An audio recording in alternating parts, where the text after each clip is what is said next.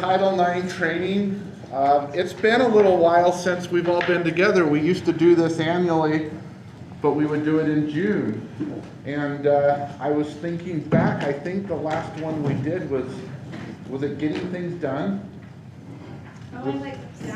Wasn't that the last training that we did together as a group? I think it was Getting Things Done. And that's been 2 years ago. It doesn't seem like it's been that long, because I get the privilege of coming around and meeting with most of you as we've been working with Apple and the new licensing standards and those types of things. And so I get to still rub shoulders with you, but sometimes we don't get to interact and network together. And I'm just glad to see each of you here today. I'm glad for Heidi being able to come down and join us to provide this Title IX training. And I hope that I don't have to role play this time. No. Okay, good, because I think a lot of you were in that room with me role playing, and I was redder than a red apple, you know, because the questions that were being asked were kind of crazy. But we sure are very appreciative of Heidi coming down and providing this training to us today. We're going to turn the time over to Heidi Aller. Okay. Hi, I do have a microphone that I will put on unless I've been told my voice carries. When I was in 7th grade, I got for citizenship in my home ec class, and I'm like, that's not fair. I talk as much as everyone else. And my teacher said, yeah, but your voice carries, which works well as a teacher. But is this any better? Can you hear me? Where's the mic part? Am I okay? Can everybody hear me okay? Okay. To start, I wanted to just give you a little bit of background. For those of you who don't know me, I don't know if there's very many new folks here, but I've been in education law for a long time. I started out my career as a teacher, actually. I was in Davis School District as a history teacher. And then I went to law school because I thought, I'm going to change the system. All those laws that you feel like bind you as an educator, I was going to go to law school and change the system. And by the time I made it all the way through law school, I realized that I have a lot more. Most of my job is just telling people what those laws are instead of actually getting to change them, including this. This is a law that comes down from the federal government, which has not been a fun change for a lot of people, a lot of districts, but the good and bad news is these are going to change. So I'm going to train you on the current regulations, which have been in place for 2 years now. And I don't know if you've been following. I know there's a lot going on in the world and at large in your state and your district. But the Biden administration, one of the very first things he did when he took office was to look at these particular regulations pertaining to sexual harassment under Title IX and offer proposed changes. The Department of Education under Biden has been working for the past 8 months on changing these regulations. Anytime a regulation is changed, whether it's at the state level or the federal level, the public gets an opportunity to comment and respond on the changes, and that's where the process is right now. It's an open comment period. Any changes that will take effect won't take effect this year. So at least for another year, this is the law of the land, and when August 2023 rolls around, we might see some changes. And as we go through this training, I'll try to point out what those changes are that you can anticipate, but just know that for right now, we are bound by the laws that are in place. So that's what we're going to be talking about. Just out of curiosity, how many have already gone through a Title IX training, either with the state or your district, some aspect of it? Okay, about half of you. Good. Like I said, these have been in place since 2020. The first year, 2020, 2021, we were dealing with a few other things. So these regulations kind of took a back seat as most of you were just dealing with schools and masks. Now, 2021, 2022, they've had a chance to kind of play out a little bit, and we've seen the dust settle and how OCR is interpreting the regulations. And so hopefully what I'm telling you will be helpful. Okay, I'm going to pass out these binders, but I have 20, and so you will need to double up, maybe even triple up. If anybody wouldn't mind taking that. These ones over here. Yep, everybody. Well, every 2 or 3 people perhaps. And then this is the same, except there are some pages that didn't get entered, and I apologize. I had family in town till late last night, so I didn't get a chance to just add these last documents. Document tab 4 is missing, and these binders right here, you need to add tab 4. Okay? If you don't have a tab 4, quickly look when you get a binder. Just raise your hand, and Jason can bring you the document that is missing. Here we go, tab 4 here, there.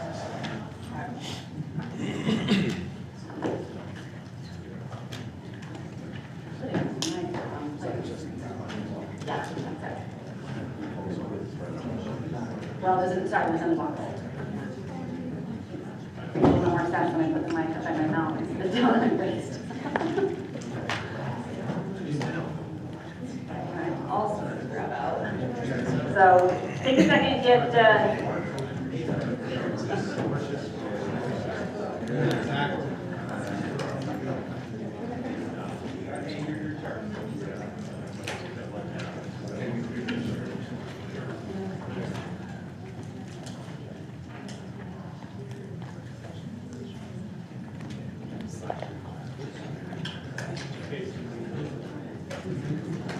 Okay, so we need to take a couple from the back row. So we'll need to have kind of maybe a bigger group here.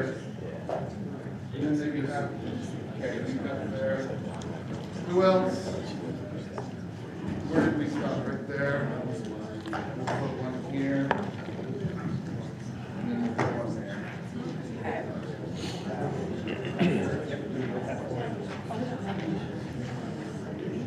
Anyone else need a tab 4? Not there, one up there. Tabs 1 through 10 too. We need some materials. Yeah. We don't have any binders in the front row. Thanks a lot, We Coach. skip the front row. Thanks a lot, Dr. So Hughes. you get in the front. Come on, man. Those two need books individually. Oh, You know what, hey, I've got easy, one more Gillette, right easy. here, actually. I'll give them. I got one more, we're good. This somehow got left out of this one, it's gonna have 2, it's just, or 3. Anyway.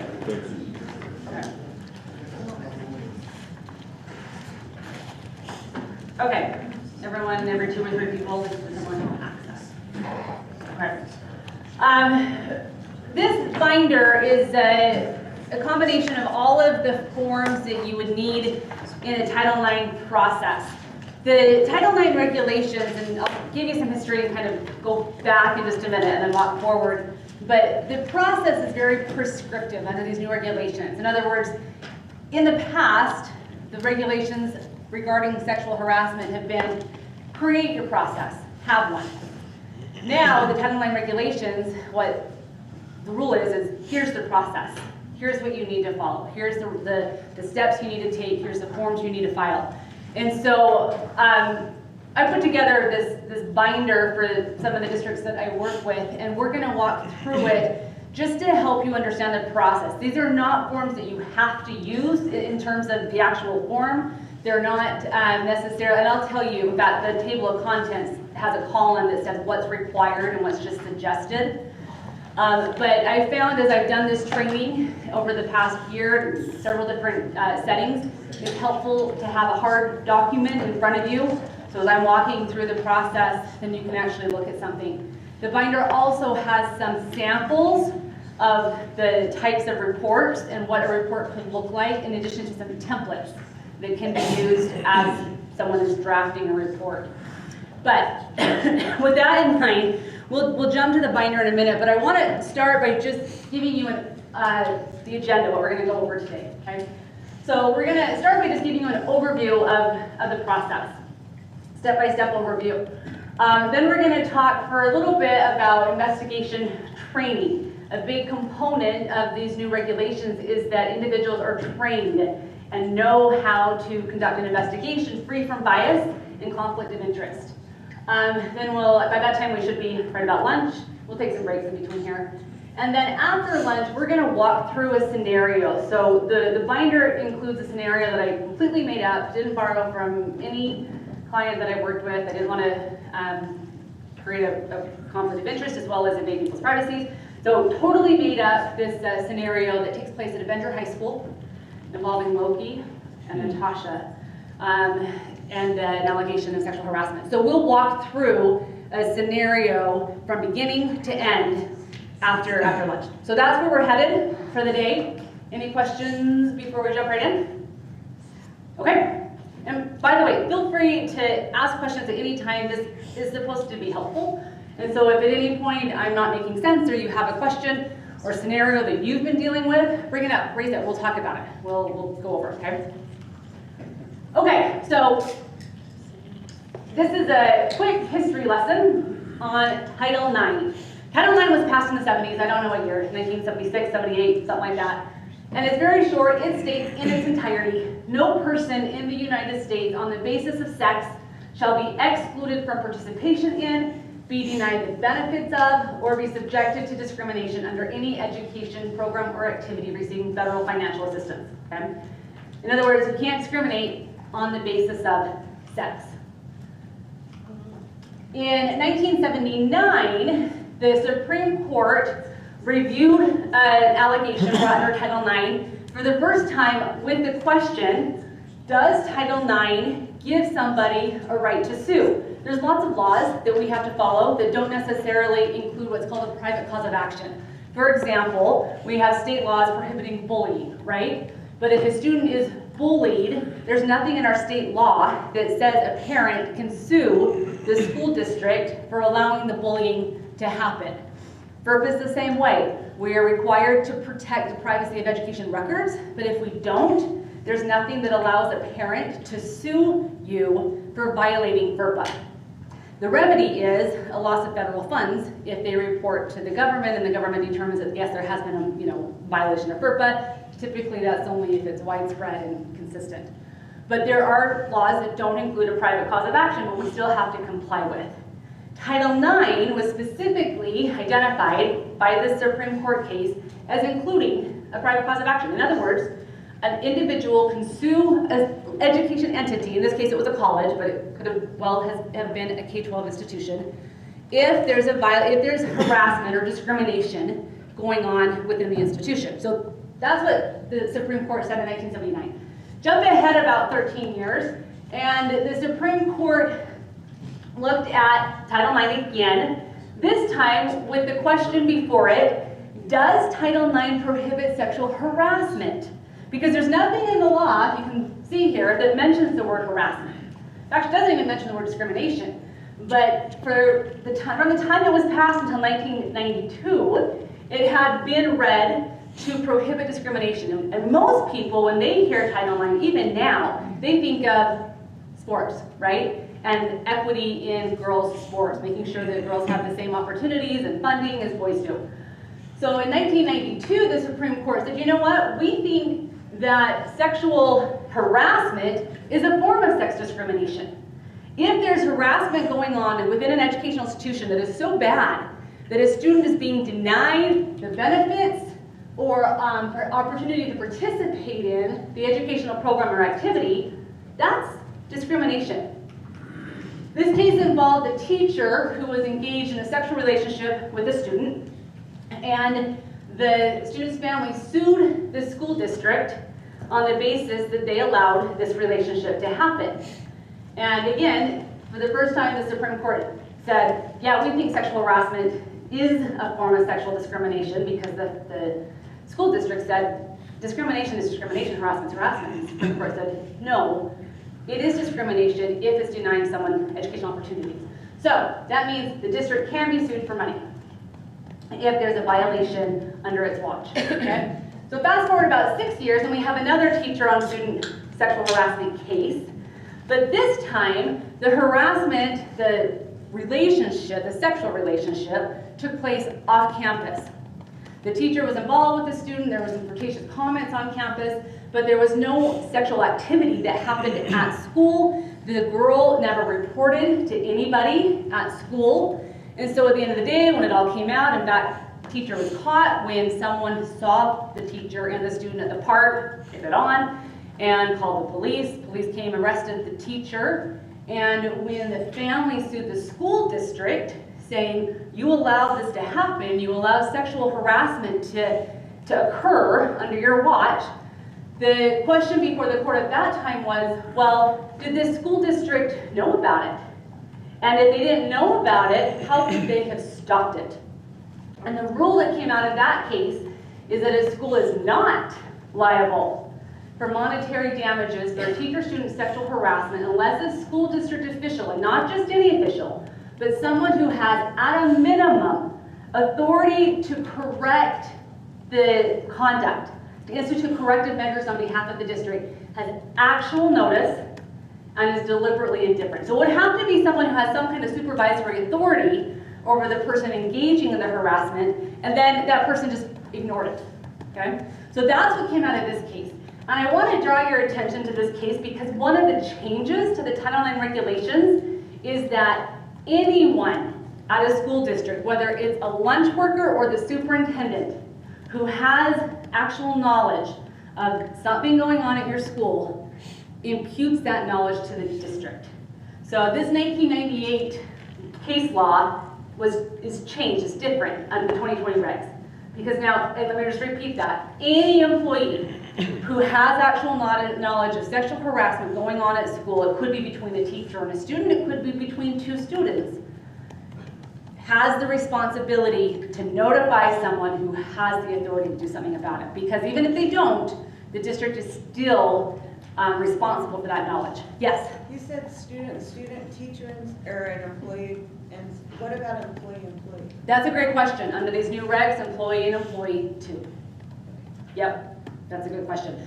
Up until 2020, most employee and employee relationships have been investigated and handled under Title VII, which also prohibits discrimination, including harassment on the basis of sex, race, disability, etc. But under the new Title IX regs, the Department of Education said you approach it under the more strict guidance first, and if it doesn't meet that criteria, then you can approach it under what you've been doing, Title VII. Okay? We'll talk more about this actual knowledge piece in just a second. But let's move forward a couple of years, now 1 year, to a student-on-student harassment case. So in 1999, the Supreme Court had another opportunity to review a Title IX case, this time involving two students, and they were 5th grade students. This involved a little girl named LaShonda in Monroe County Schools in Maryland, where she had been subjected to comments as well as touching by a little 5th grade boy who sat next to her in her class.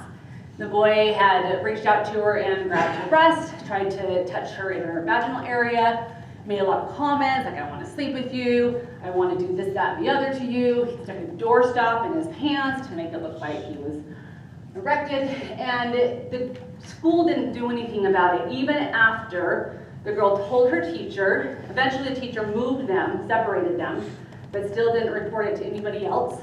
And the parents eventually reported to law enforcement when this little girl wrote a suicide note, and the parents found it. And they were so alarmed, they caught it before anything happened. They called law enforcement, and this little boy was actually charged and prosecuted as a 5th grader, which is pretty unusual, and it was even in 1999. But in this case, the Supreme Court, when they were reviewing the liability of the school district, they said, this was pretty bad. The boy's conduct was so severe, and you didn't do anything about it, even though there's evidence that you knew about it. And the rule that came out of that case then is a school board may be held liable in cases of student-on-student harassment where the district is deliberately indifferent to sexual harassment of which the district has actual knowledge, and that harassment is so severe, pervasive, and objectively offensive that it can be said to deprive the victims of access to educational opportunities or benefits provided by the school. And this has been the language courts have relied on for the last 20 years. But the Department of Education, which houses the Office for Civil Rights, has gone a different direction in the past 20 years in terms of the legal standards that schools are responsible for. From 2001 to 2017, OCR issued several guidance documents in the form of Dear Colleague letters. I'm sure many of you have at least heard of that term. Dear Colleague letter is just that. It's a letter that is guidance. It is not legally binding, but it gives all schools an indication of where OCR will go if OCR ever investigates your school. Okay? The guidance documents heavily focused on the rights of victims and the obligation of schools to take prompt and effective steps reasonably calculated to end harassment and prevent harassment from occurring again.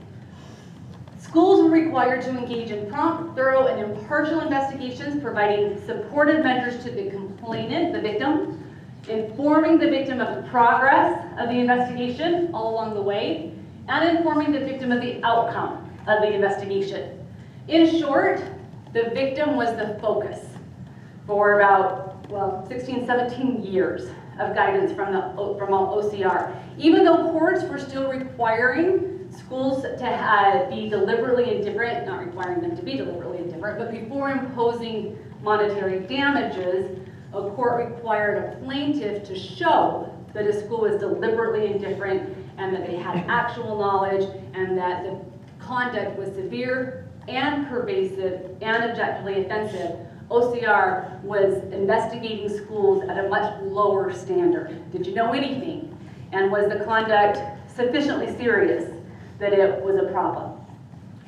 Well, in 2017, responding to complaints that the Department of Education was getting that the guidance, the 16, 17 years of guidance, did not adequately protect the rights of the respondent, the person alleged to have engaged in the harassment. The U.S. Department of Education rescinded all of those Dear Colleague letters and revised the Code of Federal Regulations. And in 2018, they proposed new regulations for the first time since 1997. The regulations were open to public comment. Like I said, they have to be. And the Department of Education received over 124,000 responses. And those responses came from all sides of the aisle. Some people felt like the proposed regulations would silence victims of sexual harassment.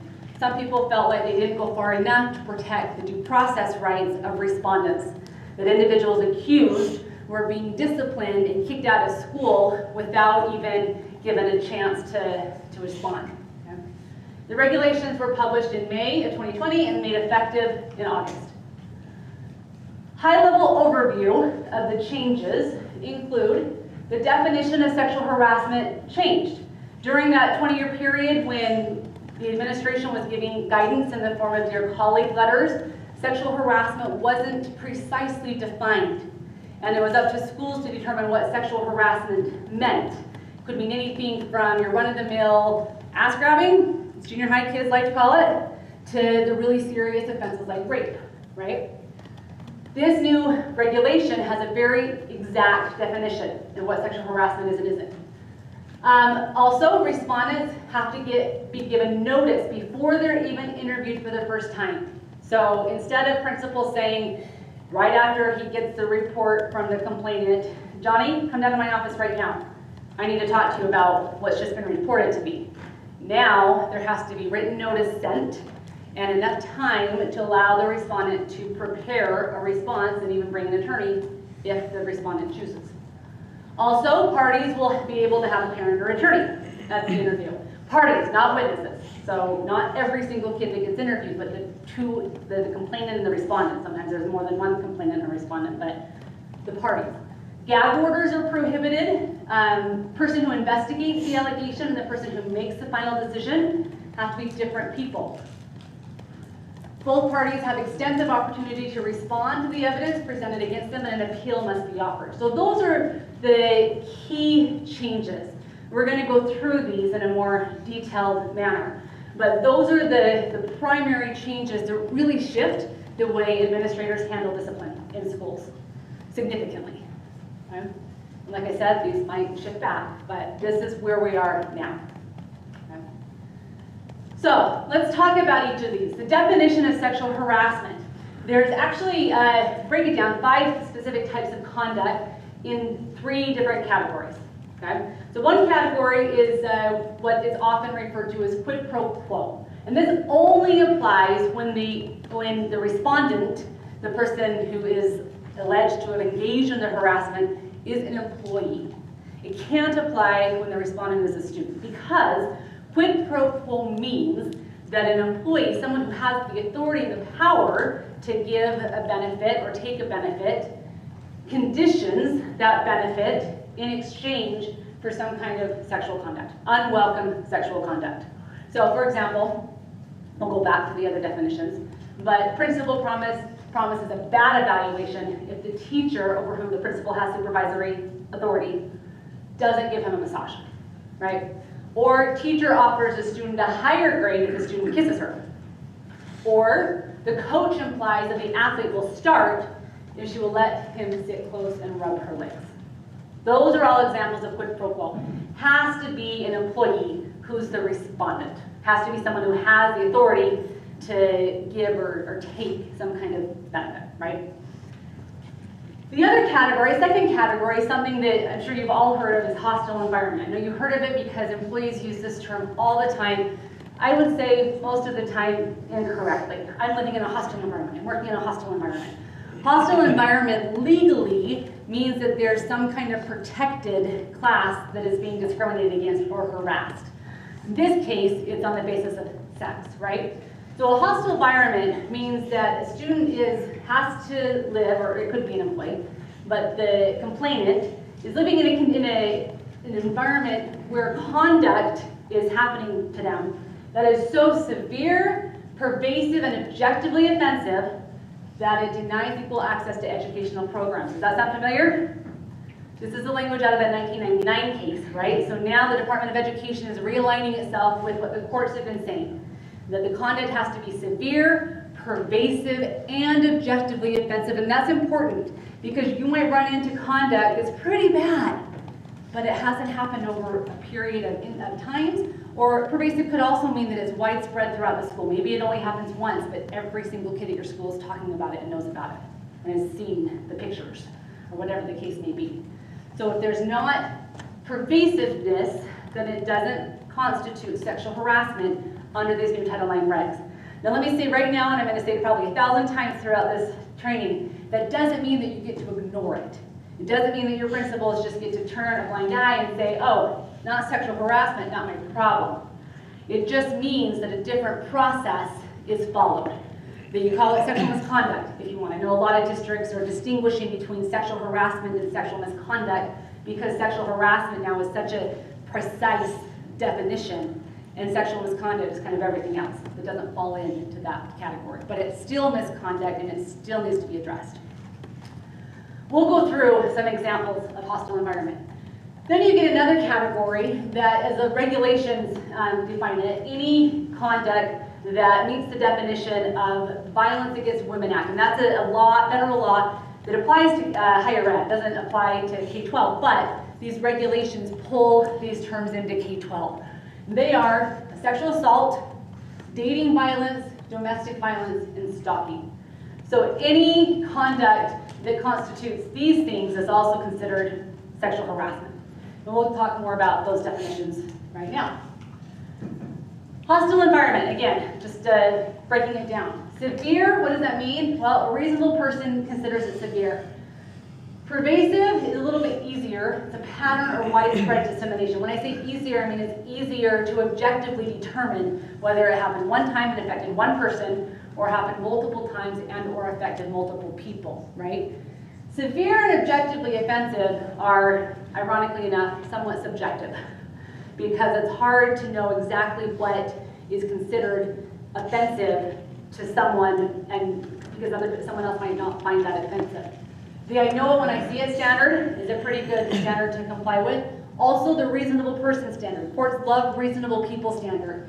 If you line up 10 people in a room and explain to them the conduct, and 8 or 9 out of those 10 people say, yeah, that's bad, then you probably have met the severity and objectively offensive standard. But there's not a black line law or rule or test that you can apply to necessarily determine it is objectively offensive and severe or it is not. Okay? Most physical contact is going to be considered severe. Keep in mind though, most physical contact will also be considered an assault. So even if it is not pervasive, but it's physical contact that meets the definition of assault, you still address it under Title IX. Okay. These, in my opinion, are the hardest ones to determine whether or not to run through this process because the severity and the objective offense definitions are not real clear. Okay?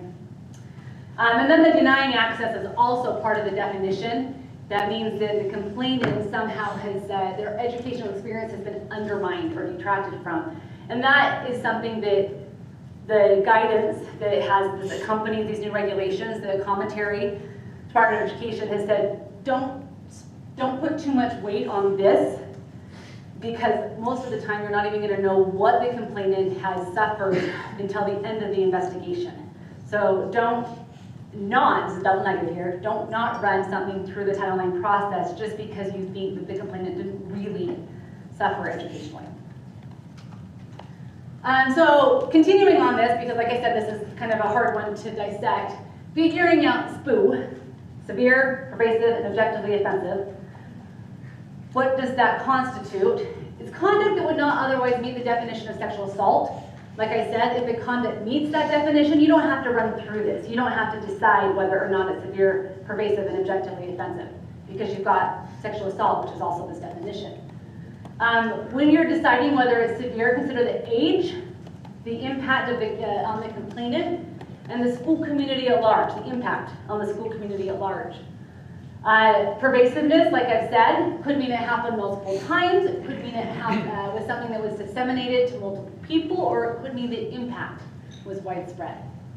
Again, objectively offensive, that 9 out of 10 people in the room means that it believes that it's offensive, it probably is. No, this is typically behavior that is really bad and would generally result in a long-term removal from school. One of the things that I emphasize when I've done this training is that while many of you might be sitting here thinking, are you kidding? We have to go through this extensive, very prolonged investigation just to decide whether a kid's going to be suspended for 1 or 2 days. It's probably not sexual harassment with a capital S, capital H under Title IX, right? We're talking about the kind of conduct that would result in a removal from school, whether that's online or an alternative school or some other type of education that is assigned to a student who engages in pretty serious conduct. And if you think about it, the whole point of these regulations is to give the respondent, the person who is going to suffer the consequences, greater due process before they suffer those consequences. So the greater the denial of educational opportunities, the more rights that person should have in terms of, you better get it right. Before you kick a kid out of school, you better make sure you have the facts right. And so think about that as you're walking through these with your administrators and as you're walking through these, if you're the Title IX coordinator, that it's not capital S, capital H sexual harassment if, at the end of the day, everything was true and it all played out, the result would be a 1-day suspension. You're probably not talking about the capital S, capital H sexual harassment. Okay? Just out of curiosity, how many here are designated as a Title IX coordinators? Okay, just a couple. Before I go on, well, actually, I'm going to hold that question. So, okay. We're still talking about the hostile environment. We'll get to the assault and those in just a second. But I want to spend a little bit more time on this because they are so hard to walk through.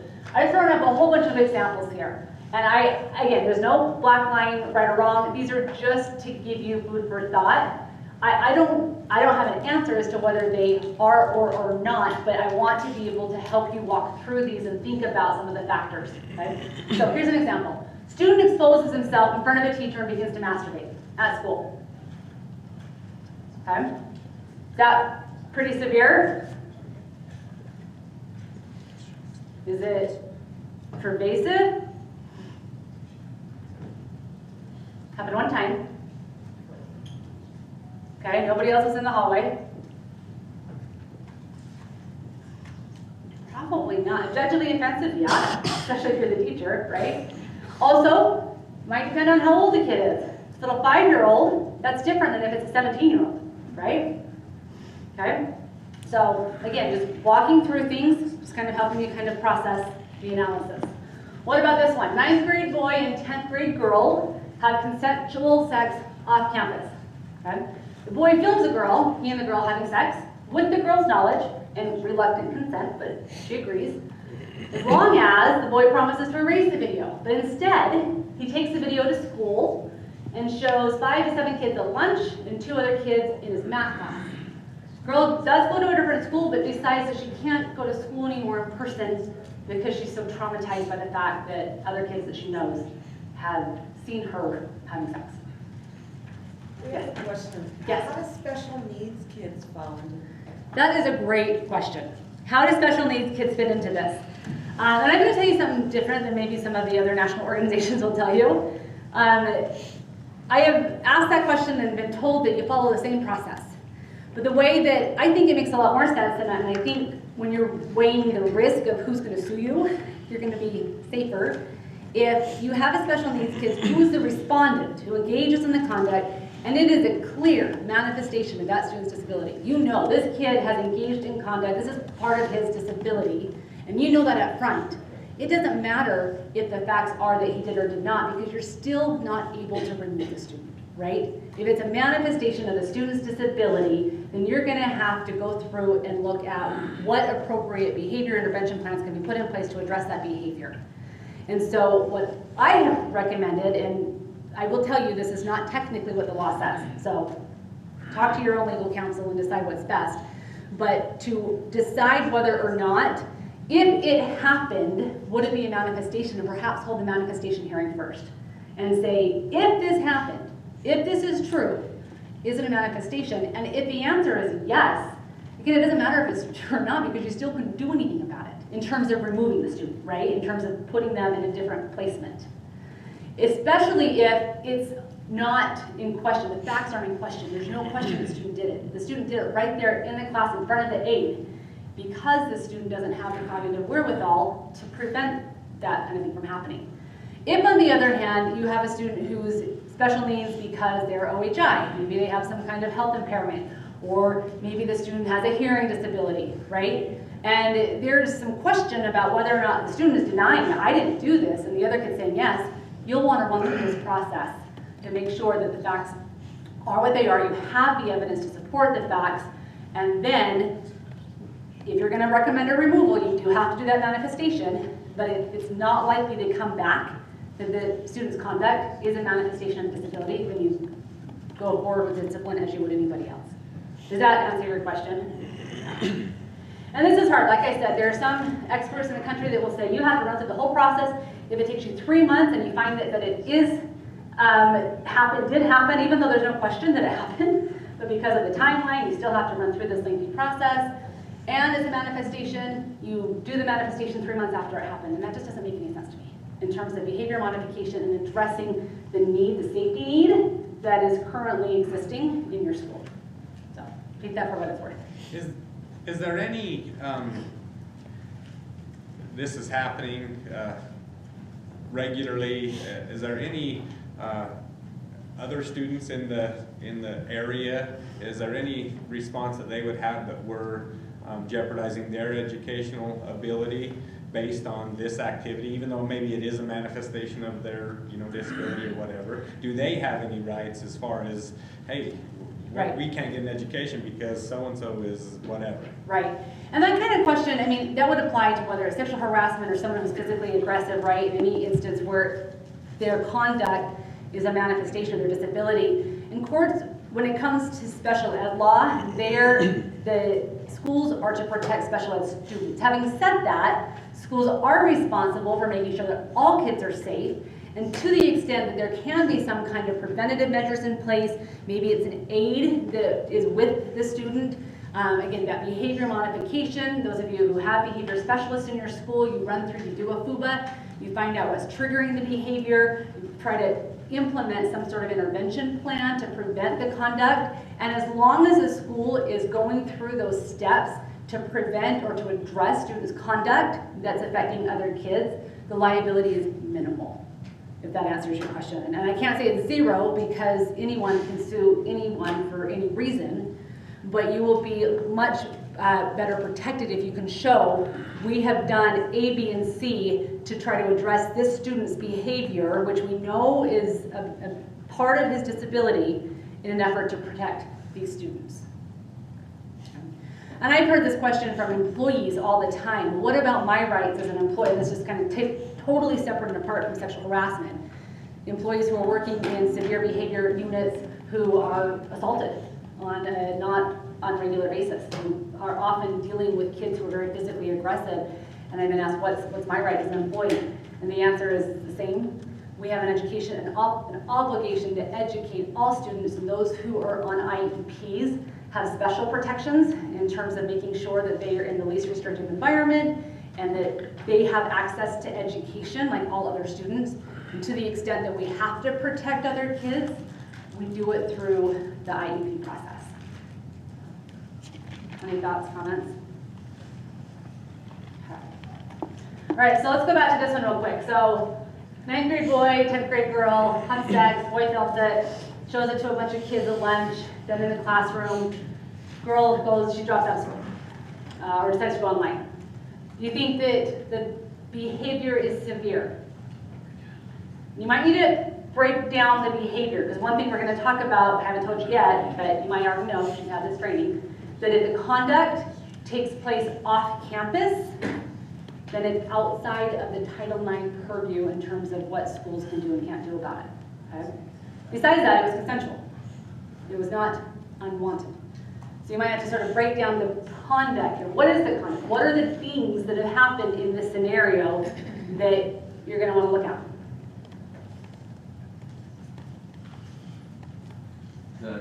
So the consensual sex is the problem here, is that it came back to the school, pervasive, and that he showed multiple people, and by bringing it to the school, created an environment that was inappropriate for her, and potentially showing, child pornography in the school. That too. It's going to be an issue. So I would say you would definitely want to jump into a Title IX process.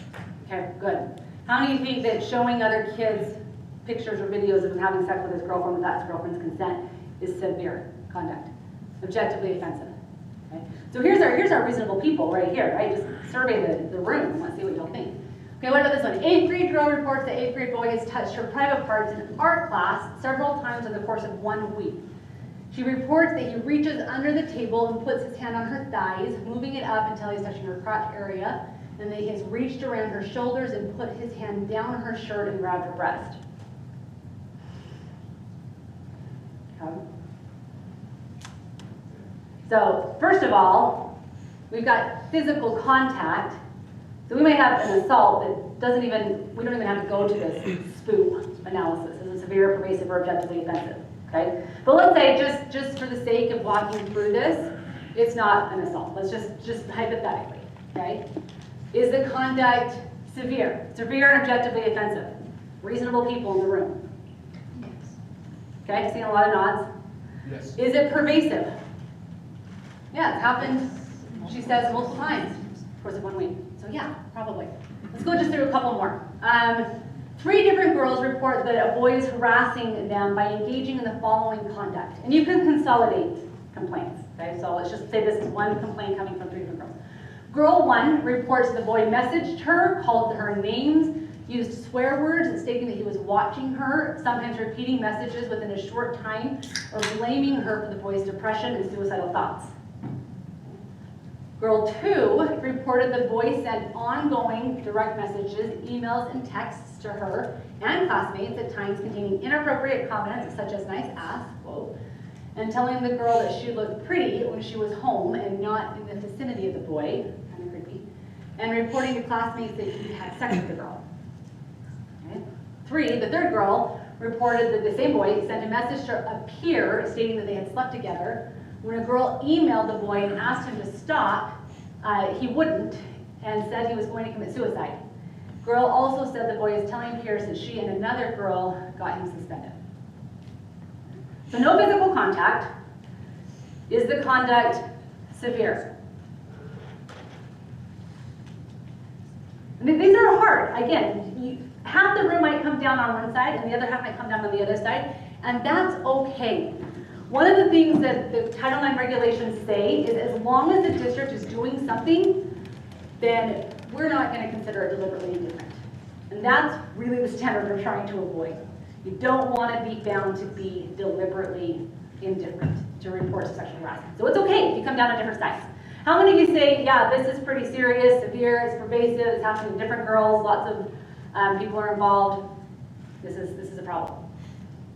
We have a half hand. Okay, 2 hands. It needs to be looked at. Okay. If it isn't, it's just gonna grow and get worse, so Okay. gotta be dug into a little bit. How many say, yeah, it's serious, but as far as Title IX, we're not sure if it meets that severe, pervasive, objectively offensive standard, so we're not gonna run into that process necessarily. And I will tell you, a few of your hands here, the non-Title IX process is a lot easier. It's a lot easier. But one thing that I strongly encouraged, or rather discouraged, as I worked with different school districts, is you can't simply run it through the easier process to circumvent the Title IX process. If it's a clear Title IX, then you've got to run it through that process because the respondent has now rights. But if there's a question, and it could go either way, it is easier to not run it through the Title IX process because it's not as robust and cumbersome. Okay, let's take it out. Heidi, on yeah. that one right there, what about the access to evidence? Does that change everything? Because a lot of it didn't change for me. Did you get to number 2 and number 3, and there's an evidence process there, so does that change our validity? Great question. Not at the beginning, but maybe at the end. At the beginning, your analysis is going to be, if this is true, if I have all the evidence in the world to support the allegations, if it's true, does it amount to sexual harassment?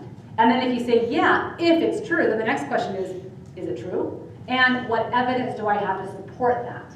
And if you don't have the evidence, you might run into the whole process and then determine there's not enough evidence to support these allegations. So that's a possibility. Okay? What about 4th grade boys playing squirrel tap repeatedly at recess? Anyone not ever heard of squirrel tapping? Some 4th grade boys are looking at each other. I didn't know this until I started doing this stuff. So, but some boys. Boy 1 asks boy 2, the ringleader of the squirrel tapping, to stop, and boy 2 insists instead amps up his game. Okay? Let's first of all, because there's physical contact, you first want to ask, is it an assault?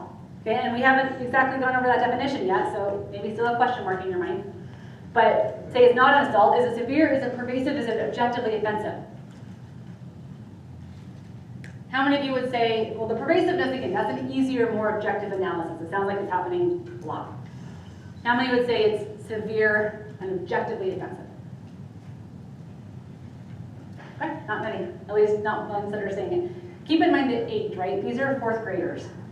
And so that might change the analysis than if you have 17 and 18-year-olds and maybe male and female too. That's different.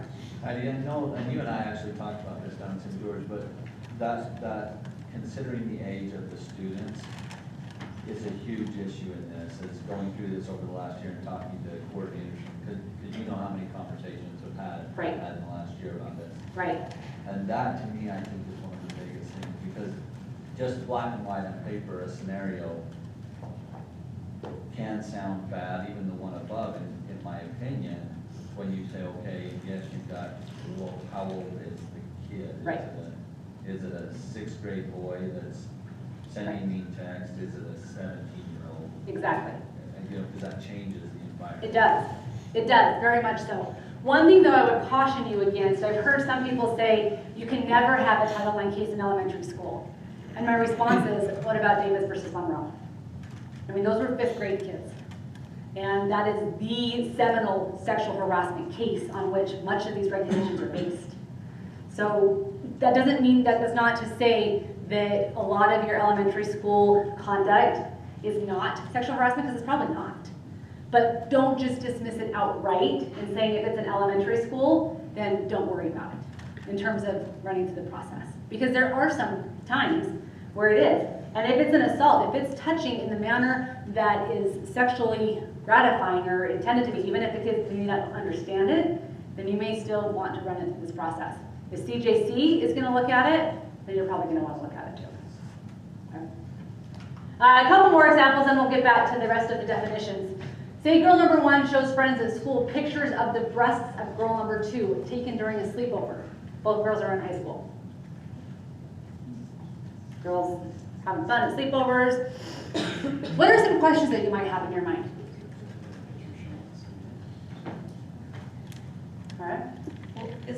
distribution of pornography, so is that a whole different? It could be, yeah, that could be a whole nother analysis. Now, law enforcement's involvement in this is, we'll talk about that because that is a whole thing with regard to Title IX. A lot of the cases that meet the definition of Title IX, I would say, and I'm throwing out a totally anecdotal number, 80% of them are also going to be crimes that law enforcement's going to want to get involved in.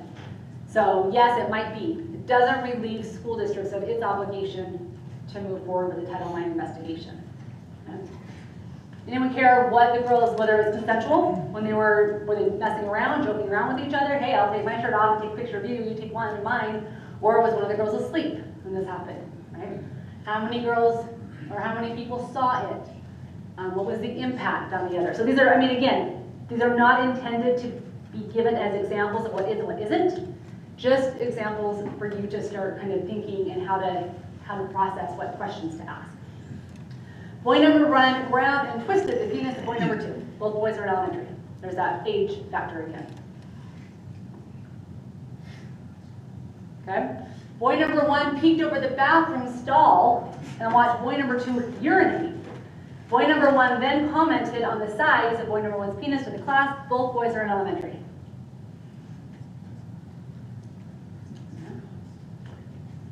Think you're up for a second. High school boy cornered high school girl in band practice, asked to see her breast. She refused, and then he groped her. That's probably an assault, right? So we're going straight to assault. Girl sends inappropriate sex messages through text to boy. Boy opens them and sees them as the messages at school. Notification by police. So this is how you're notified in this example, by police that they are investigating a possible rape by a boy at the high school, against a girl at the high school. No one, this is, the boys and the girl are enrolled in the high school, not that the rape took place. In fact, no indication that the rape took place at school or at a school-related activity. When you see the word rape, you don't even have to go to the severe, pervasive, and sexually offensive, because it is a sexual assault. The question here is, if it didn't happen at school, do we do anything about it? Probably not. Let's say, I'm going to add to the scenario, rape happened off school grounds, but at school, the boy continues to taunt the girl about what happened. And his friends start spreading rumors about how loose this girl is and how easy she is, how easy target she is. Okay, now you've got a different analysis, right? Because now you're looking at a hostile environment as opposed to the rape situation. Is it a hostile environment anyway? And let's say the boys didn't say anything, but this, Great let's question. say it did happen and they're in 10th grade science Great together, question. whatever. Is that a hostile environment at that point? Great question. Under these current regs, no. Under the new regs, that's one of the things they actually address. If it happens off campus, but it's affecting a student at school, even by virtue of being in the same school, then you might have a hostile environment, nothing to do with it. But currently, you're going to have to show the conduct at school was severe, pervasive, and objectively offensive. With the rape, it's gone that way every time, you know, anytime, any type of sexual assault. Mhm. That's what's happened to us, is It happened because of the the school. person, the victim, felt extremely uncomfortable every time they would see the, I guess they're not called a perpetrator. And Respondent. The respondent, but so we ended up having, it did go Title IX, we ended up having to separate and work through it. Every single time when there's a victim like that, it's proven through the court. It had nothing to do with school per se, but No. you remember, it doesn't, every time that's happened, we've had to, You know, we've had to move the respondent in severe cases where it has been proven, only because it didn't happen at that school, but because when that victim came into the school and saw the other student, then. yeah, with the rape, they're just seeing them is traumatizing. That's been, we haven't necessarily, you know, jumped on that. We've just tried, we've investigated it, we have considered it a Title IX. If it gets to that point, and then we take action, but it's gotten there every time really fast. Because the victim and their parents have called and said, hey, they're not comfortable, this is, you know, in fact, we have a court order, and you get into this whole. Right. Even, Keep in mind, I'm sorry, even before it's fully proven, you still have to come up with a remedy in the interim, That's while what you're I'm doing the investigation. You always have to offer supportive measures. That's exactly right. If it doesn't happen at school, even if you're not sure if it happened at all, you have to offer supportive measures. So even if it falls outside Title IX, you still make sure the complainant feels safe to the extent that you can separate kids. The question is, can you discipline the respondent? Can you kick the respondent in school, expel the respondent, suspend this respondent for something that didn't happen at school under Title IX? Yeah, that's my question with the scenarios that are being shared is, if there's nothing, the girl's saying that she's uncomfortable, which is totally understandable. But if it's just I'm uncomfortable and there's no report beyond anything else, how does it meet the threshold beyond, for Title IX? Not to say we don't support the student. Right. But yeah, I would be really nervous moving into school or taking any type of action where I'm moving the student. The respondent. The respondent that has not gone through any type of due process, and it doesn't qualify as Title IX because there's no actions or reports other than I'm just uncomfortable. But I can't really tell you why other than he raped, which that's fair, but it really doesn't meet the threshold for Title. Am I wrong in that? Right, no, I think you're right. And some organizations have used this term that I've heard, it's not anywhere in the regulations, but a downstream effect. Something that's happened off campus that has a downstream effect and becomes an issue at school. But I would suggest you need something more than the fact that something happened before taking disciplinary action. Not before protecting the complainant or taking action to move the complainant. And I would even say if it comes to whether like moving the respondent's schedule or even from one school to a different school if that's an option within your district, my suggestion would be weigh your risks. You know, who's more at risk, who's at a greater chance of suing you when it comes to this, and what is in the best interest of the student. Well, I think Not taking disciplinary action, but you can call it something else. Yeah, we've never taken disciplinary action, but we've provided the same services, and we've even accommodated to where Yeah. what do you call them, the respondent, perpetrator, we've still allowed them to participate, do the things they're doing, but we've had to be very careful. Yeah. Because we've done that same, and obviously we work with risk management through the whole process, but when you look at who's gonna sue you, you're gonna lose to the victim. They were raped.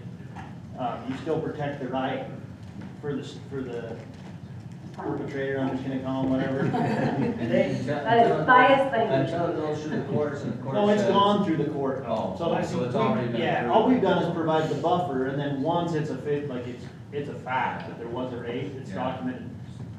But the funny thing is, really, the thing that stayed in place as we had it. And luckily, we have the 3 high schools, we just worked our way Yeah. that way. And that would be an advancement. So I think I see your point, you were thinking, I was thinking we had before any taken type those of actions. due process, any trial, it's just an accusation of a rape. Right.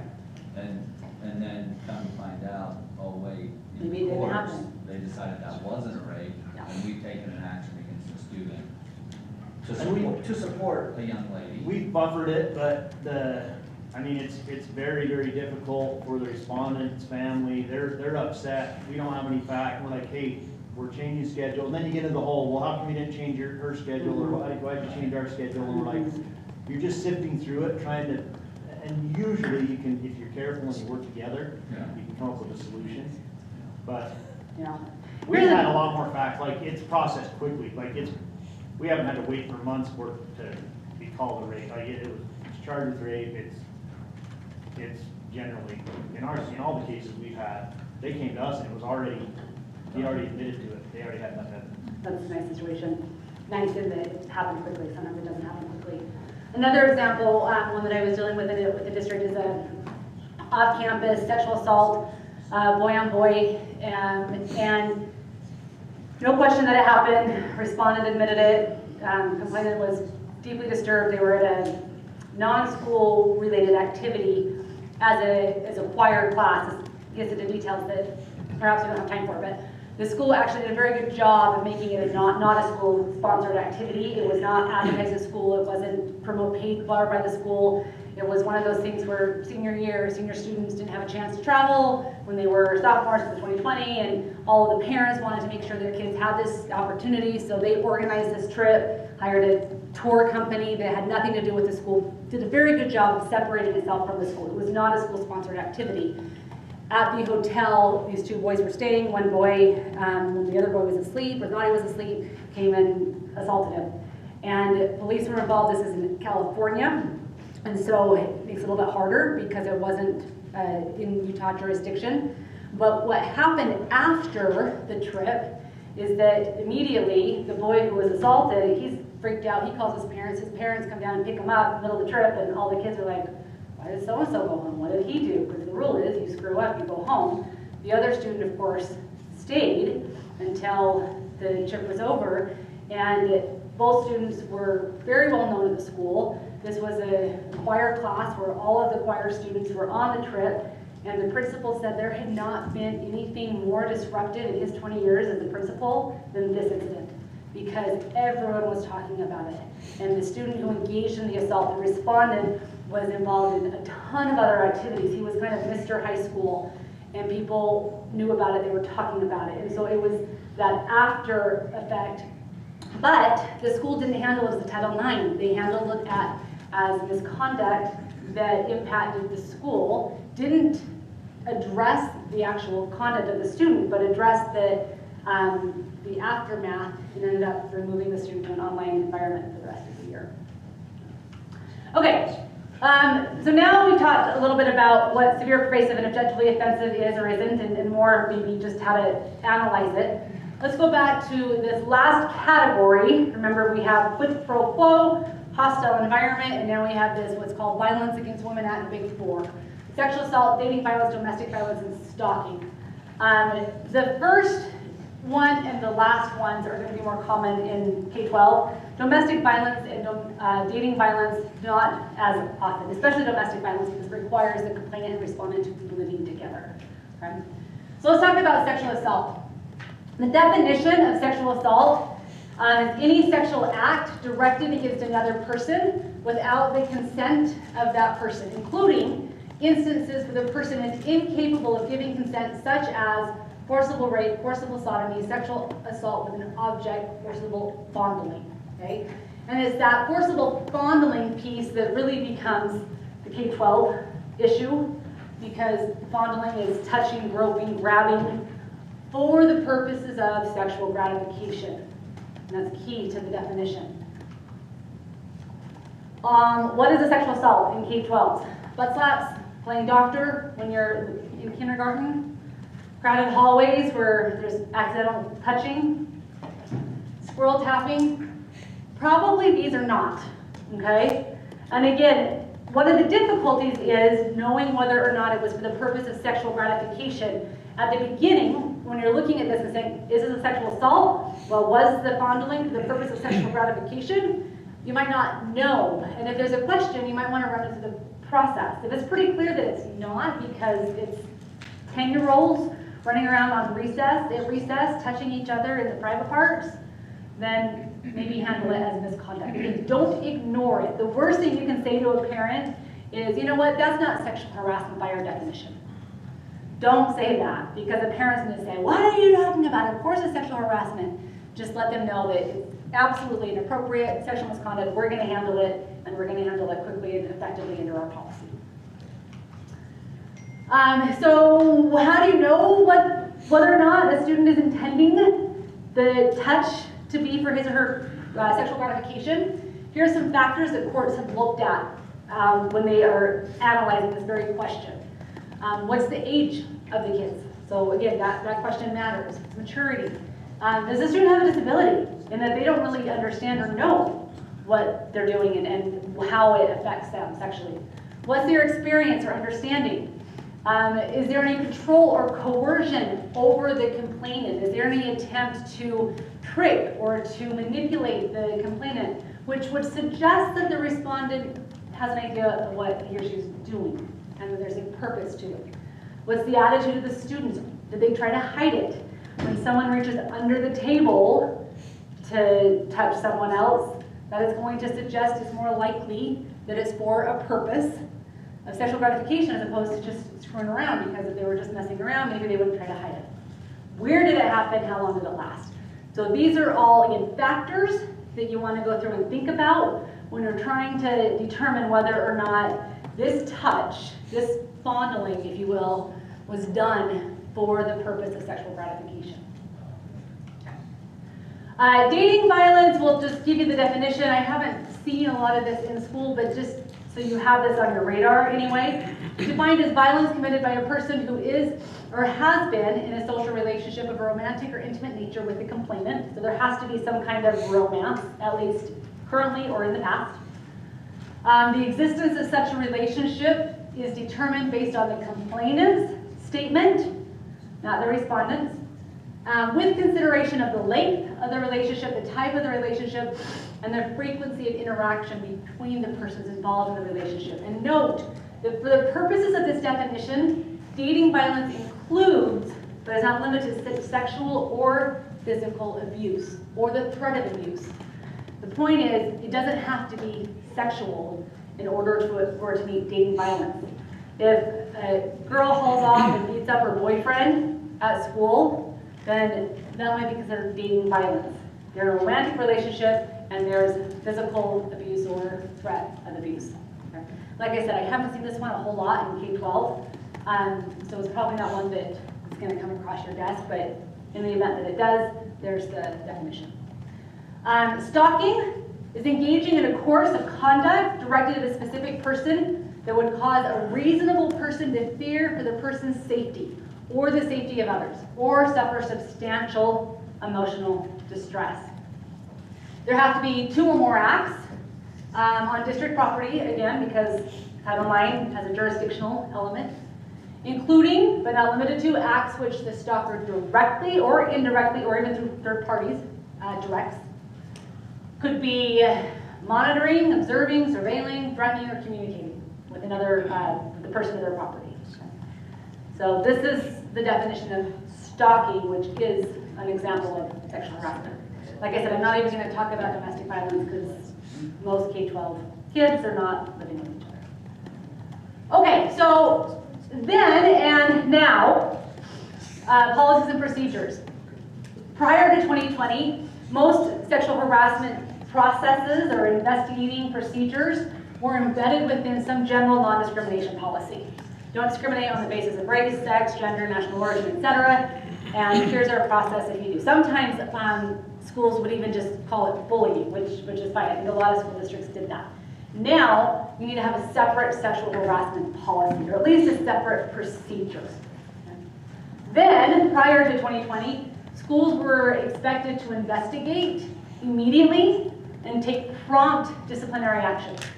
Now, you can't even begin to investigate until you sent notice of the complaint, notice of the interview, and there are 2 separate mandatory 10-day wait periods, so to speak, which we'll talk about in detail here.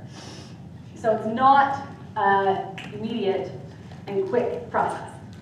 Then respondents were often suspended during the course of the investigation, so that we're removing you while we investigate this. Now you cannot take disciplinary action against a respondent unless there is considered an emergency removal.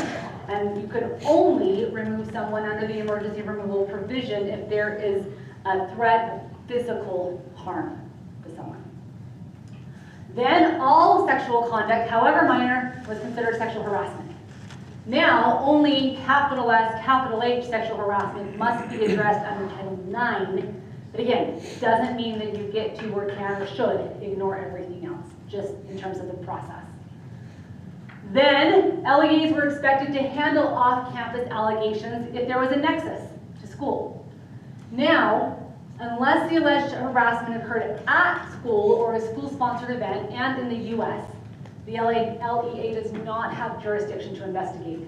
So that means even a study abroad, which might be a school-sponsored event, if it happened abroad, doesn't fall under Title IX. You could still deal with it in a different process, but it doesn't fall under Title IX.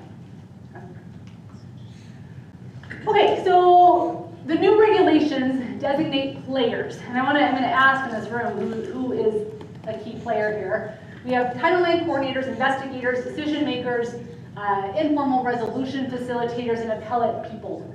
And some of these roles can be shared, some of them cannot. So again, Title IX coordinators, raise your hand just so I can see how many we have. Okay, handful. How many of you are an investigator? How many do the investigations? Okay, just 2. How many are considered decision makers? Okay, a couple others. How many are considered the informal resolution facilitator? What about the appeals person? Okay, this one. How many of you have no idea where these roles fall in your district? That's okay. Okay, that's okay. Again, these are still relatively new. But this is what is required under the current regulations. One of the proposed changes is in these roles. So if these changes take place, you only have to have these people designated for 1 year. But it is important to have them for this year. Okay? The Title IX coordinator, in case you aren't aware, you can also be an investigator, but you can't be a decision maker. I feel like this is kind of a complicated rule, a game of clue or risk or something. You can be the Title IX coordinator and the investigator, but you can't be the decision maker. Okay? The decision maker is a standalone person. The appellate is a standalone person. The informal resolution facilitator can be just about anybody. They could also, the decision maker could be the informal resolution person. Heidi, Yes. I have yet to hear a good answer, but what about, a lot of our districts are so small, I mean, I have 3 or 4 people in my office. Right. I don't have a person Right. to cover all of those positions. How do small districts deal with this? Borrow from other districts. Yeah, Randy, that's where, exactly, even with our district, like Aaron, I'm on the phone with him and I'm like, hey buddy, get your investigative booklet out, because I know he had been trained, because we didn't have an investigator in our district that was trained as an investigator, and that actually, I'll say, was really nice, working outside of your district, and even the parents appreciated that potential, because they're like, I know it's gonna get a fair eyes on it, so that's Like, one I know thing. the superintendents have talked about this a little bit, but I think it'd be good if we all sat down together and came up with a way to maybe coordinate throughout the region. Just Maybe even because- have a list that Hughes can start. Here's the investigators that you can call, and the decision makers that you can call and share with each other. Yeah, Jason. That's one of the reasons why we're doing this. Perfect. Is to get principals, the language, the investigators, and then Hughes was gonna act as the appeal organization, so that districts don't have to go out and hire There you go. a third-party appeal organization, and then we were gonna just start setting up so that each district would know the different names of these people. Yeah, that's awesome. That's one thing that we've talked about in our board meetings. Yeah, we've had it on the agenda, and we've talked about it for quite a while. That's a great idea. It's one of the benefits of having a regional service center. The one role that you can't outsource is the Title IX coordinator. Every LEA has to designate a Title IX coordinator. But other than that, any of these other roles can be outsourced. They can be borrowed, they can be shared. Your principals can take on one role in one instance and another role in another instance. So you can have a principal be an investigator at, say, a high school principal can be an investigator at a junior high or elementary school. And then that same high school principal can be the decision maker when the incident occurs at the junior high. So you can have multiple hats, just not at the same time, if that makes sense. The players have to be trained. The regulation requires training, and this is the kind of training that they require. This is what you're all getting. That we train on the definition of sexual harassment, train on the scope of LEA's education programs or activities, trained on how to conduct an investigation and the grievance process, and how to serve impartially, avoiding conflict of interest and bias. Investigators have to be trained on that, as well as how to summarize relevant evidence. Decision makers have to be trained on issues of relevance, and then all training has to make sure that there's no sex stereotypes. So if you are starting to hear me refer to the respondent more often than not as male, someone raise your hand and say, that's stereotypical, because the respondent could be male or female, right? We're not going to stereotype who engages in sexual harassment. And the training must promote impartial investigations and adjudication. So this is what you're all doing today. Train your staff to report. And I think a lot of LEAs across the country make this more complicated than it has to be. Like I said early on, one of the changes to the regulations is that all employees are considered mandatory reporters, in that if an employee has actual knowledge, then it's imputed to the district as a whole. And a lot of LEAs are going around training their employees, even their, even their part-time student employees, on the definition, this very technical definition of sexual harassment. My recommendation is to tell all of your employees at the beginning of the year, if you see or hear or reported, something's reported to you, anything that is sexual in nature, period, tell your supervisor. It can be that simple, because then the people who are higher up and have had this training can make the determination as to whether it is sexual harassment or not, and you have the information. So again, let me repeat that. My recommendation is to train all of your employees. If you see or hear anything between students, employee and student, employee and employee, that is or could be sexual in nature, tell your supervisor. Let them know, and then that supervisor tells their supervisor, and on until someone determines, is this sexual harassment, what do we do with it? Okay? You'll probably get more reports than you want, but at least you're not going to have under reports. And then, of course, there needs to be a policy in place, and the policy should include a clear statement prohibiting sexual harassment at school, definitions, general provisions, grievance procedures, and the training requirements. I don't know, has the NSBA, not NSBA, USBA, have they created a sexual harassment policy? I know that, yeah, the model policy. Have they? They have one this year. I haven't seen all that. There's 3 parts to it. I've got to read all of it, but they do have the model. Good, good. And if they don't, or if you haven't seen it, there's a lot of districts have developed one. It's in place, it's on their website. You can Google any number of the districts. I'd be happy to tell you which districts I've worked with and look at their model policy. It's actually pretty easy to write, simply because the rules are so prescriptive. You don't have to guess as to what process you want to implement. Yeah. So on Twitter and then Facebook, I don't know if you follow or see anything from Laverne in the library. Oh, yes. They've started citing the Title IX avenue for their sensitive materials and books. Is that, to me, it feels like a stretch, because they're saying that the school is being a sexual predator with their library books to students in grooming them. I have not heard that one yet. I must have missed that post. I do not think that that's Okay, right? Because think about the definitions. If it's quid pro quo, obviously it's not. It's not a harass, it's not an assault, so all you have is a hostile environment. Does the existence of these books in your library constitute a hostile environment for your students? Well, first, you're assuming the students are actually walking into the library and checking out books, right?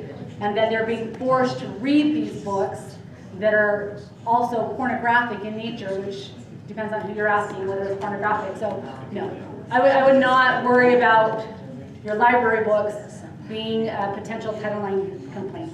And if you get a Title IX complaint, if a parent comes to you and says, I want to file a formal Title IX complaint, and the complaint is, my student is being subjected to a hostile environment under Title IX because of your library books, then call your legal counsel, call me, and I can help you walk through a dismissal. I just want to reiterate, especially our principal, but I think it's true for everyone. What Heidi mentioned as far as just reporting everything, that's the key. It's when it goes unlooked at is when we have problems. So report everything, and we've actually had a lot of success putting our heads together as a district Title IX team and sifting through.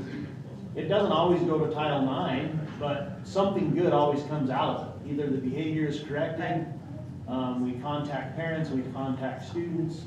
Every single time, something good has come out of it. When it does go to Title IX, it goes to Title IX. We work our way through it, and a lot of good comes out of that too. Make sure we protect everybody. But that's the key. Anytime a district's been burned, or they end up on Channel 5 or Fox 13 or you name it, it's almost like they didn't know it happened, or they found out later that someone knew and nothing changed. No. So always call, we become pretty good at sifting through and determining which path to follow. For sure. Okay, a couple more slides, and this last slide, then we'll take a break for a minute. I didn't realize how long I've been making these steps. General provisions, it should be part of your Title IX policy. I know this is a lot of small print. I'll leave that slide up and you can read it at your leisure, just hitting a couple of important points. The complainant and respondent are to be treated equitably. By providing remedies to a complainant where there's been a determination of responsibility, that's another change in the regs. They're not guilty, they're responsible, right? They're not liable, they're responsible. And then following the grievance procedures before imposing disciplinary actions against the respondent. Skipping down to the fourth bullet point, a respondent is presumed not responsible for the alleged conduct until a determination regarding responsibility is made at the conclusion of the process. It's another way of saying innocent until proven guilty. It's just another way of saying it in the administrative context. The standard of evidence, jumping down to the third to last bullet point, for all complaints of sexual harassment is preponderance of the evidence. The regs allow you to impose clear and convincing, which is a higher standard, it's harder to prove. But if you do that, you have to apply that standard to any and all investigations you do for students and employees. My recommendation would be not to make it harder for yourself to handle and address incidents of sexual harassment. And then lastly, supportive measures will be made available to the complainant and the respondent throughout the process. And I can give you some examples of those in a minute. Let's take a break, 5-10 minutes? Should we, 7 minutes? We'll start back up here at 10:30, how's that? And then we'll kind of walk through this process.